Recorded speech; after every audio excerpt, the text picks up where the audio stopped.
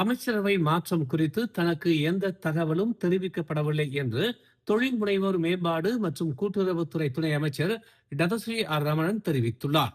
மறு சீரமைப்பில் சாத்தியமான நபராக வதந்தி பரப்பப்பட்ட ரமணன் இது போன்ற திட்டங்கள் குறித்து பிரதமர் டதஸ்ரீ அன்வார் இப்ராஹிமிடமிருந்து எந்த தகவலும் கிடைக்கவில்லை என்று கூறினார். சாத்தியமான மறு சீரமைப்பு குறித்து தமக்கு எதுவும் கூறப்படவில்லை என்று அவர் தெரிவித்தார்.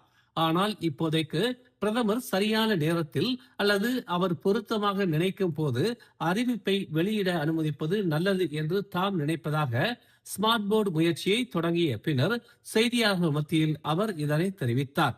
தற்போதுள்ள காலி இடங்களை நிரப்புவதற்கான சாத்தியமான அமைச்சரவை மாற்றத்திற்கு முன்னதாக குறிப்பிடப்படும் குறிப்பிடத்தக்க பெயர்களில் PKR உதவித் தலைவருமான ரமணனும் ஒருவர் என்பது குறிப்பிடத்தக்கது.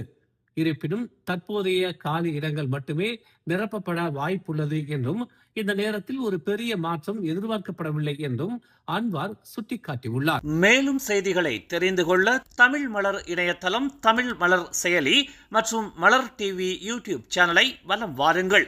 எங்களோடு இணைந்திருக்க மலர் டிவியை பதிவு செய்து கொள்ளுங்கள். உறவுகள் மகிழ்ந்திட விருப்பம் மற்றும் பகிர்வு சேவையை சொடுக்கிடுங்கள்.